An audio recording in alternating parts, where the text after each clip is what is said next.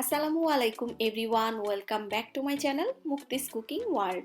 আমি আমার বাসায় প্রায়ই এই রেসিপিটা তৈরি করে থাকি, তো ভাবলাম আজকে আপনাদের সাথে শেয়ার করা যাক।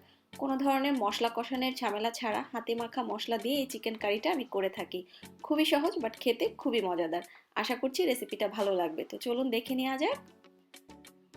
আজকের রেসিপির জন্য এখানে আমি প্রায় 1 কেজি পরিমাণ চিকেন নিয়ে নিয়েছি।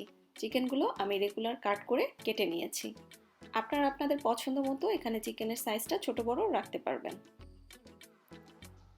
এবার এর মধ্যে আমি 2 টেবিল চামচ পরিমাণ আদা বাটা এবং 2 টেবিল চামচ পরিমাণ রসুন বাটা দিয়ে দিচ্ছি। এখানে আদা রসুন একসঙ্গে বাটা আছে। দিচ্ছি 1 টেবিল চামচ পরিমাণ লাল মরিচের গুঁড়া। দিয়ে দিচ্ছি এখানে আমি 2 চা চামচ পরিমাণ জিরার গুঁড়া। দিচ্ছি এখানে আমি 1.5 চা চামচ পরিমাণ হলুদ গুঁড়া। হলুদের পিগমেন্টেশনটা বুঝে আপনারা বাড়িয়ে কমিয়ে দিতে পারবেন। দিয়ে দিচ্ছি স্বাদ মতো কিছুটা লবণ। দিচ্ছি আধা চা চামচ পরিমাণ গরম মশলার গুঁড়া। আমি এই পর্যায়ে দিচ্ছি, আপনারা চাইলে লাস্টের দিকেও দিতে পারবেন। এবার সব কিছু একসঙ্গে ভালোভাবে চিকেনের সাথে মেখে নিতে হবে। খুব বেশি একটা মশলা এই রান্নাটায় ব্যবহার হয় না, দেখতেই পেলেন খুবই অল্প মশলা। এরপরে আর তেল পেঁয়াজ এগুলো ব্যবহার করা হবে। তো সব কিছু ভালোভাবে হাত দিয়ে মেখে নিয়েছি। সব কিছু ভালোভাবে হাত দিয়ে মেখে নেওয়ার পরে এবার আমি এটাকে একটা প্লাস্টিক রাবার দিয়ে র্যাপ করে ঢেকে নিচ্ছি এবং আধা ঘন্টার জন্য আমি ম্যারিনেট করে রাখবো। আপনাদের হাতে সময় না থাকলে ম্যারিনেট না করেও রান্না করতে পারবেন, তবে একটু ম্যারিনেট করে নিলে ভালো হয়, মশলাটা একদম ভিতর পর্যন্ত ঢুকতে পারে। তো আধা ঘন্টার জন্য আমি এই চিকেনটাকে ম্যারিনেট হতে রেখে দিচ্ছি। ফিরে আসছি আধা ঘন্টা পরে। আধা ঘন্টা পরে আমি চুলায় একটা হাঁড়ি বসিয়ে নিয়েছি। এবার এর মধ্যে আমি দিয়ে দিচ্ছি আধা কাপ পরিমাণ রান্নার রেগুলার তেল। তেলটা কিছুটা গরম হয়ে যাওয়ার পরে এর মধ্যে আমি দিয়ে দিচ্ছি 4টা আস্ত এলাচ আর দিচ্ছি 2টো তেজপাতা। এবার এলাচ আর তেজপাতাটাকে আমি হালকা একটু ভেজে নিচ্ছি। এখন এর মধ্যে আমি দিয়ে দিচ্ছি 1 কাপ থেকে সামান্য একটু বেশি পেঁয়াজ কুচি। পেঁয়াজটা এবার হালকা কিছুটা লালচে হয়ে আসা পর্যন্ত ভেজে নিব। পেঁয়াজটা যখন এরকম হালকা কিছুটা সফট হয়ে হালকা একটু লালচে বর্ণ ধারণ করবে, ওই পর্যায়ে এর মধ্যে আমি দিয়ে দিচ্ছি একটা বড় সাইজের পাকা টমেটো ছোট টুকরো করে কেটে। টমেটোটা হাতের কাছে না থাকলে না দিলেও হবে, তবে চেষ্টা করবেন দেওয়ার জন্য, এতে করে চিকেনের কালারটা খুব সুন্দর আসে আর খেতেও ভালো লাগে। তো এবার টমেটোটা পেঁয়াজের সাথে ভালোভাবে মিশিয়ে নিলাম। আর আধা ঘন্টা আগে আমি যে চিকেনটা ম্যারিনেট করে রেখেছিলাম সেই ম্যারিনেট করা চিকেন এবার আমি সরাসরি তেলের উপরে ছেড়ে দিব। এবার সব কিছু একসঙ্গে মাঝারি আঁচে মিনিট দুয়েক একটু নেড়েচেড়ে মিশিয়ে নিব।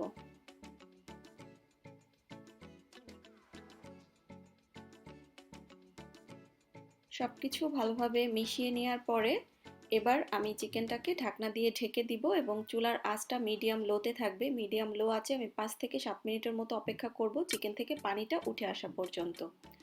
প্রায় 5-7 মিনিট পরে আমি ঢাকনাটা খুলে নিচ্ছি এবং দেখতেই পাচ্ছেন চিকেন থেকে বেশ অনেকটা পানি উঠে এসেছে। এবার আমি আর ঢাকনা দিব না, চিকেনের এই পানিটা টেনে চিকেনটা একদম কষানো হয়ে আসা পর্যন্ত রান্নাটা করতে হবে। একটু পরপর অবশ্যই নেড়েচেড়ে দিবেন, তা না হলে কিন্তু নিচে পোড়া লাগার একটা ভয় থাকবে এবং আস্তে আস্তে পানিটা টানতে থাকবে আর দেখতে থাকবেন চিকেনের কালারটা চেঞ্জ হতে থাকছে এবং চিকেনটা কষানো হচ্ছে। তো অবশ্যই একটু পরপর নেড়ে দিবেন এবং এই পানিটা সম্পূর্ণ টেনে চিকেনটা যখন এরকম তেলটা উপরে উঠে একদম ভালোভাবে কষানো হবে ততক্ষণ পর্যন্ত এটাকে কষিয়ে নিতে হবে। এই চিকেনটা কষাতে আমার প্রায় 25 মিনিটের মতো সময় লেগেছে। তো মিনিমাম 20 থেকে 25 মিনিট সময় নিয়ে চিকেনটা কষাবেন, অথবা পেঁয়াজটা সম্পূর্ণ গলে গিয়ে তেলটা উপরে উঠে আসা পর্যন্ত। তো এই বিষয়টা অবশ্যই খেয়াল রাখবেন, চিকেনটা ভালোভাবে কষানো না হলে কিন্তু খেতে ভালো লাগবে না। প্রায় 20-25 মিনিট কষিয়ে নেওয়ার পরে এবার এর মধ্যে আমি দিয়ে দিচ্ছি মেজারমেন্ট কাপের 1.5 কাপ পরিমাণ গরম পানি ঝোলের জন্য। আপনারা যে যেমন ঝোল খান সেরকম দিতে পারেন। আর দিয়ে দিচ্ছি কয়েকটা আস্ত কাঁচামরিচ। এবার সব কিছু ভালোভাবে একটু মিশিয়ে নিচ্ছি। সব কিছু ভালোভাবে মিশিয়ে নেওয়ার পরে আমি আর চিকেনটায় ঢাকনা দিব না, যেহেতু এটা ব্রয়লার চিকেন। আমি কিন্তু প্রায় 20 থেকে 25 মিনিট কষিয়ে নিয়েছি, তাতেই চিকেনটা সিদ্ধ হয়ে গিয়েছে। আমি এবার ঝোলের পানিটা গা মাখা হয়ে আসা পর্যন্ত রান্না করে নিব। আমার আরও প্রায় 10 থেকে 12 মিনিটের মতো সময় লেগেছে। তো এরই মাঝে দেখতেই পাচ্ছেন তেলটা সম্পূর্ণ উপরে উঠে এসেছে এবং ঝোলটাও কিন্তু একদম মাখা মাখা হয়ে এসেছে। এটা খাওয়ার মতো ঠান্ডা হলে আর একটু মাখা মাখা হয়ে যাবে। এর থেকে আর আমি ঝোলটা টানাবো না। তো আমার চিকেন কারিটা কিন্তু একদমই রেডি হয়ে গিয়েছে। এবার আমি চুলা থেকে এটাকে নামিয়ে নিব।